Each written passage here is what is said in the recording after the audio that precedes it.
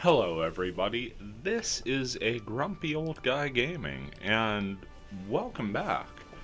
Um, what feels like forever ago.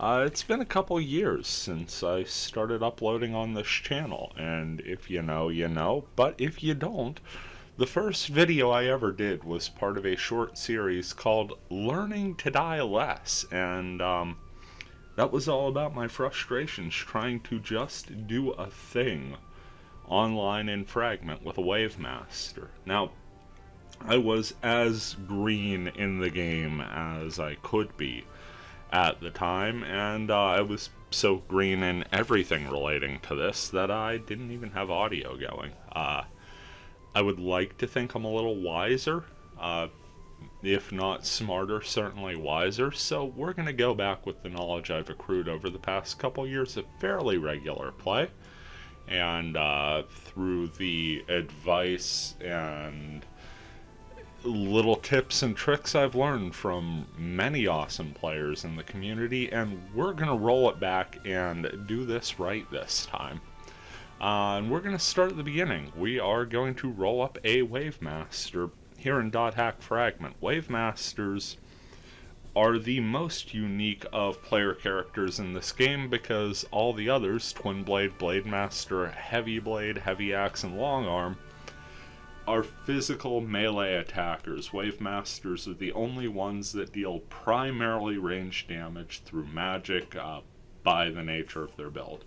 Every class can do a little of everything. I have soloed boards with melee attacks with a wavemaster, not advisable. But you can do particular things well with some classes more than others, and with wavemasters, it's all about the magic. Now you get 6 class models here.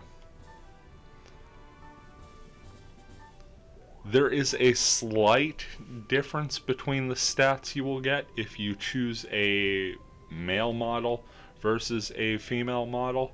The 3 female models are D, E, and F. A, B, and C are your male models. Last time out, if you're unfamiliar, I chose the Wise Man type model. Went with blue for water element. Color is another thing that will affect your starting stats. The color of clothes you choose are tied to elemental affinity, so red for fire, blue for water. This sort of yellow color is earth, green is wood, sort of brownish color is light, and this purple color is darkness. That is a creepy mustache, but I went with blue for the clothes style look, and then I went tall boy and thick boy. It's led to a rather memorable character for myself, but it's not the optimal way to build a wavemaster. I was actually handicapped very much at low levels with my SP pool. So, by request, I'm going to go ahead and do practically the opposite with this character. Starting over with the knowledge I have now, we're going to go ahead to the female wavemaster. I'm going to go darkness element to keep the closed style look, and we are going to go completely opposite direction. Tiny height, skinny build. We are the most adorable little sleeping stick figure you could be as a wavemaster, and since we are going to point allocation here, this is where I'd say I very much fall into the same trappings as most of the community. These points cannot stress enough. Not that big a deal when it comes to character creation. You get a +5 in the element of your choice for picking a color of clothing. These 99 points added up together give you roughly a +3 in your back end stats. So generally, the prevailing thought, if you are rolling up 5/6 of the classes, anything but wavemaster, is to put it in physical accuracy, because no matter how hard you could hit, doesn't matter if you never hit. By that same token, I'm going to put 99 points in magical accuracy, if I can hold a direction button down, because again, you can only hit so hard on a miss. I'm happy with that. Now it's time to go to naming. Playing on the computer here, so you'll see me activate the window. We are playing a mini BT, so I am going to name it appropriately. Wee-T. Yeah. Been fiddling with that particular name a little bit. I'm gonna throw some spaces in between the dash. I like that better. And that will work for me. So you get that last chance to check it out. Gonna start with 49 hit points and 24 skill points. And that much is nice because level 1 spells are usually 10 SP, and I'll have a couple spells to chuck out there. Quick right to card, and we are into the lobby. I am in offline mode to start. Got a few things for the bulletin board to just glaze through. I have done a series on the channel with a heavy blade going through the offline story. I know several other people have gone through the basics of it, and if you're familiar with IMOQ, Infection, Mutation, Outbreak, and Quarantine, not much in the beginning bulletin boards offline are going to surprise you. In fact, the beginning of the game plays very much like the beginning of Infection. That said, it is worth going through those first two story adventures, which is what I am going to do now. I am not going to bore you with the details of it. So as I'm logging in, I am going to dip out here while talking to Baron BT, and I will catch back up with you at the next relevant point for this upload. Okay, so here's something I thought I would go over real quick. We are in Bursting Past over Aquafield, the first story dungeon you get into here after a brief introduction. And by brief, I mean longer than you would ever want it to be. But this is really the first chance you get to set shortcuts, and it's something I'm a big fan of right away. As you can see, I try and line all of my characters up about the same as I always do. I'm just going to go ahead and finish up here. Throw a resurrect in the R1 spot. So I've generally put healing and beneficial skills like buffs and whatnot in the L1 block. R1 for me are your core 4 consumables, restorative antidote, healing potion of some strength, and resurrect. I put Mage's Soul down in R2 with his speed charm, and that's usually I use the circle and square spots for some Banes, usually Knight's Bane and Beast's Bane when it comes to that. L2 is where I put my main skills, and for now as a wavemaster I have Ganrom from, I believe, my gloves, and Rurom from my staff. And that's going to allow me here as we go to the first portal. As you can see, I've got starting gear, so I'm not wasting any time, to drop 25 quick damage in there before Bear could take care of it. Now, it is worth noting in offline mode, you don't have to do a thing to earn experience. Just walk towards the monsters, NPCs take care of the monsters for you, and experience is gained. Online, however, you will need to hit some enemies.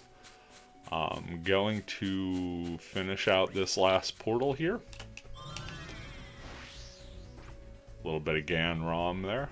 No, that was Rurom. Sorry, I hit triangle. And duck into the dungeon and dip back out. Okay, so heading back into Mac Anu after a successful delving of the first field. Gonna have a little outro scene here with Baron BT. Again, I'm gonna skip through this. There are plenty of great options. .hack Network recently did a playthrough of almost the entire story mode in one shot. Worth a look over on their YouTube channel if you get a chance. But for us, we're not too concerned with the cutscene. We did, however, pick up some interesting items. Not the optimal pull here, but we did get a couple more health drinks and a healing potion. We also picked up a worm hide, a level 12 armor, and a couple of the Hanged Man. And this is our first chance to get into one of my favorite things about Infection, and that's offline trading with other NPCs. Yeah, we got that email chime that'll advance us further in the story. But what I'm interested in right now is to see if I could trade for another wavemaster staff.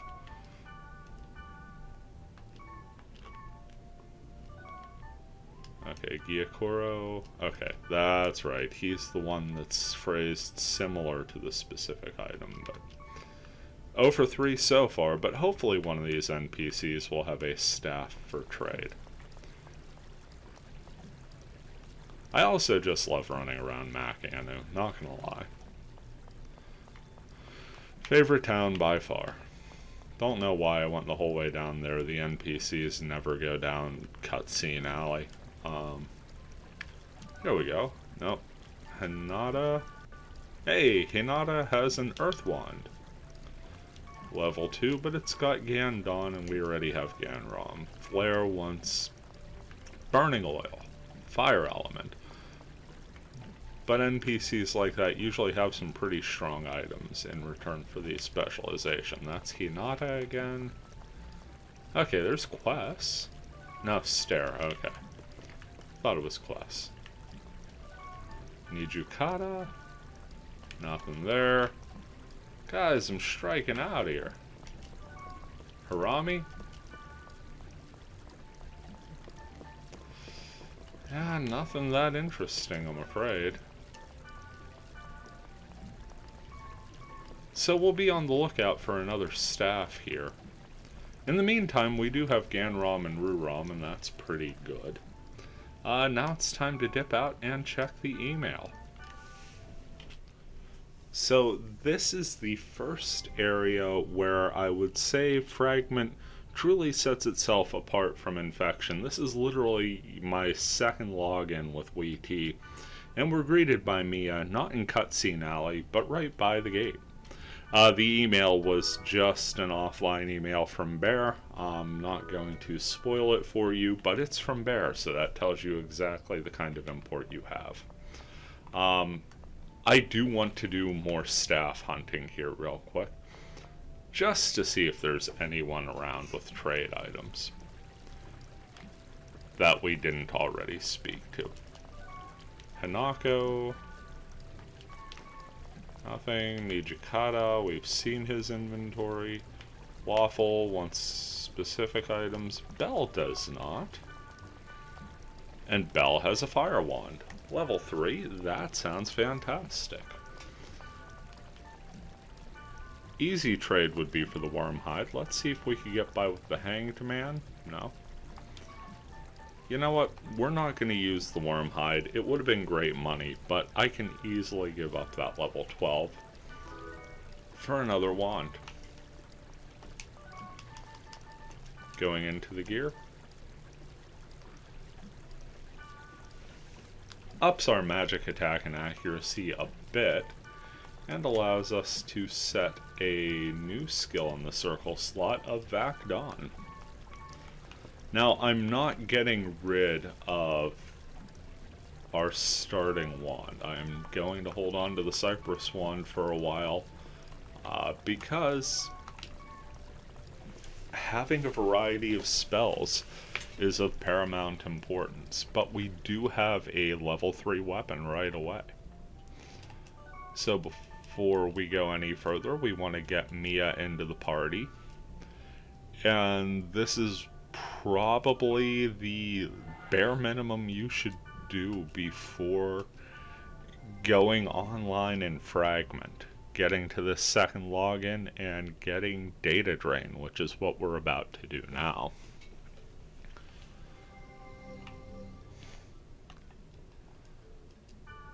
Come in and you face the only goblin this field will ever generate, really.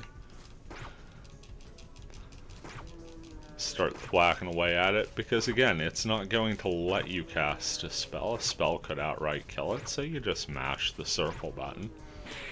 Now we're ready to data drain. And lo and behold, the data drain skill is there. Select the gob. Goes down to steel blades, and now we have to finish it off. Unfortunately, still with melee combat, and Wee is not a puncher. In fact, Wee is about half the size of the fire staff. We eventually do get through the gremlin, and as an added bonus, get 5 experience. Now it's time to go back to town.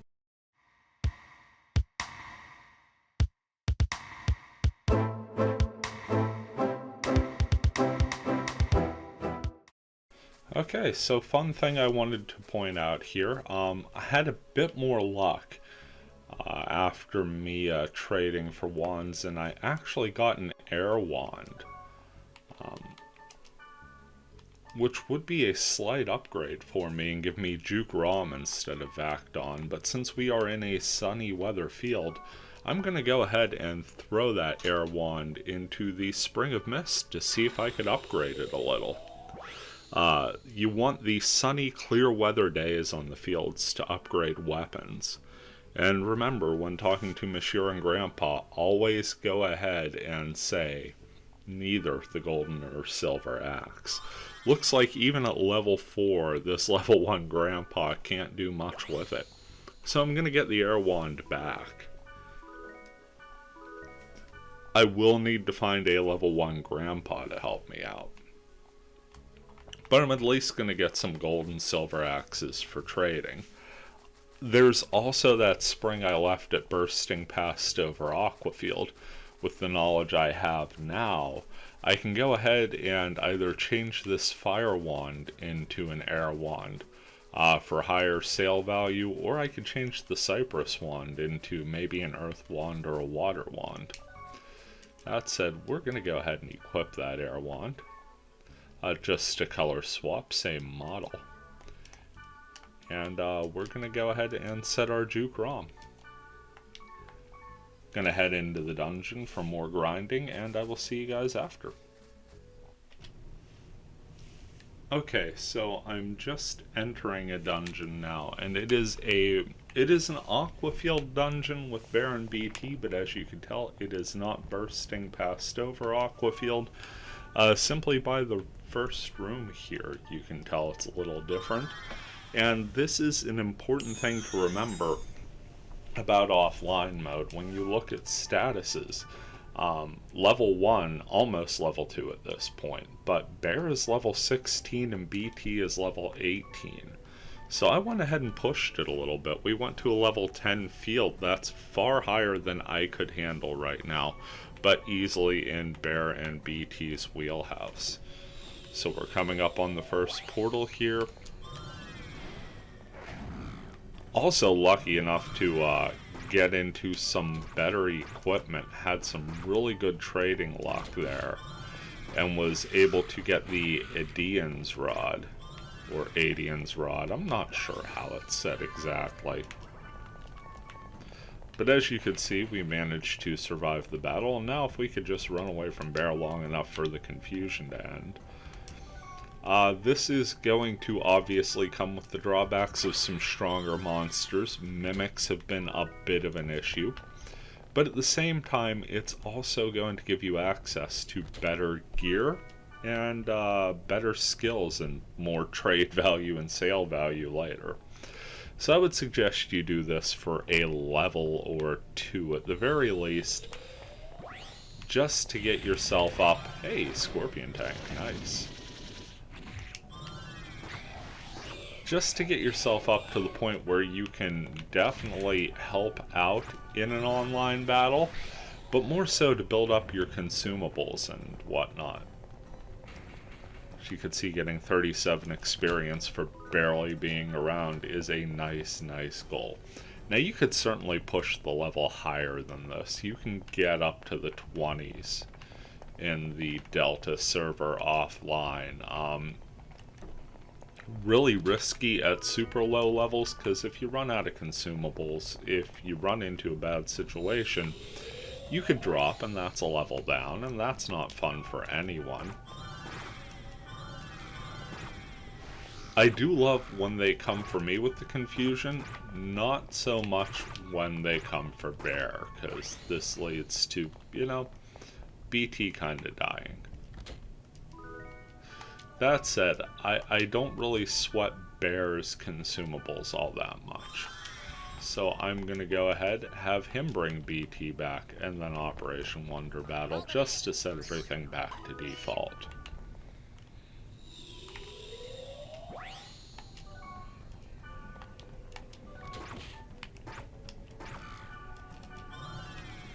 Get rid of that Mimic as quickly as possible.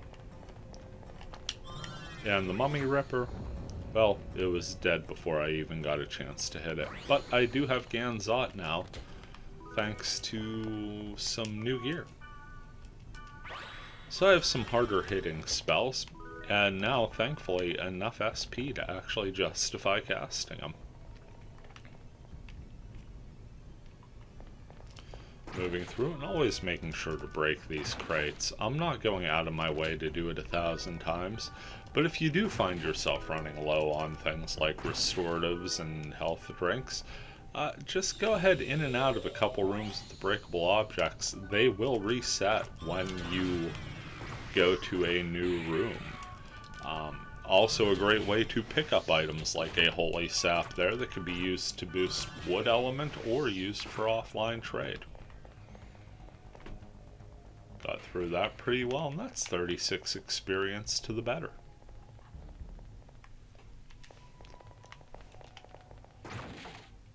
Yeah, once again, not going to sit here doing it every time, but we got another restorative out of that, and that's one less I have to buy on my way up to a decent stockpile.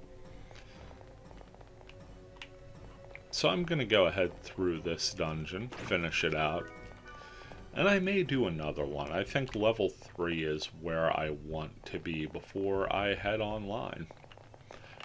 Gonna do some more trading, and after that, this is probably the last of the in-game footage for this particular episode, but I will go ahead here for a wrap-up.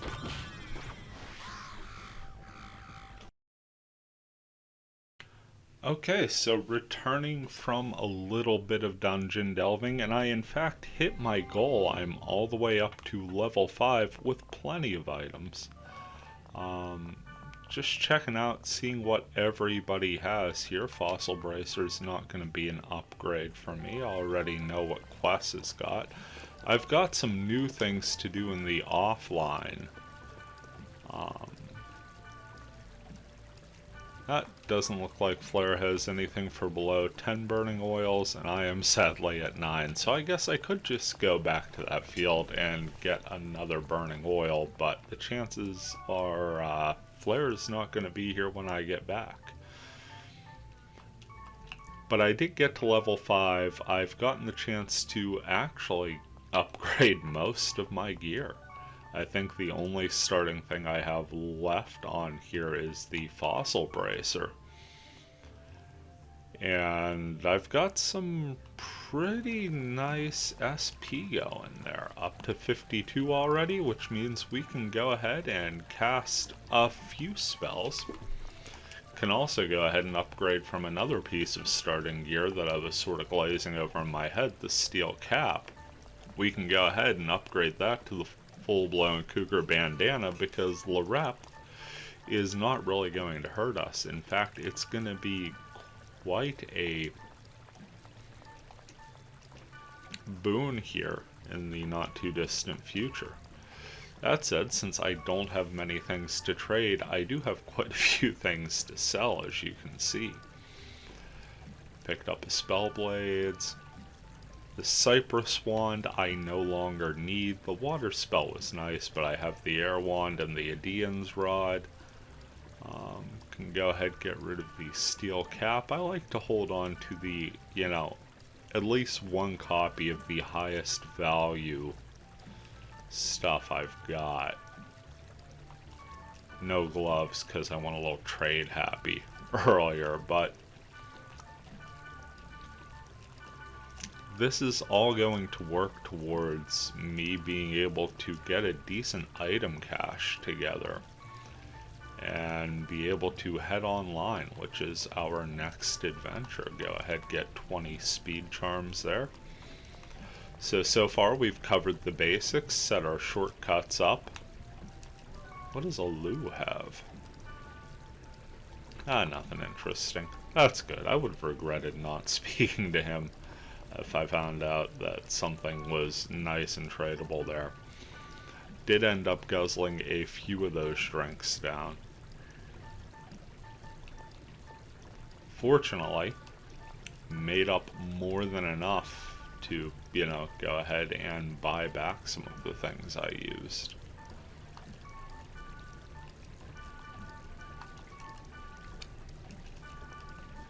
So that is going to do it for this episode of... See, we need a new name here. Let's just go with Dying Less. And this has been episode 1 of the Dying Less phase of the series. I do hope you have enjoyed, perhaps learned something, but at least enjoyed the run. This has been a Grumpy Old Guy Gaming saying take care, and we'll see you around.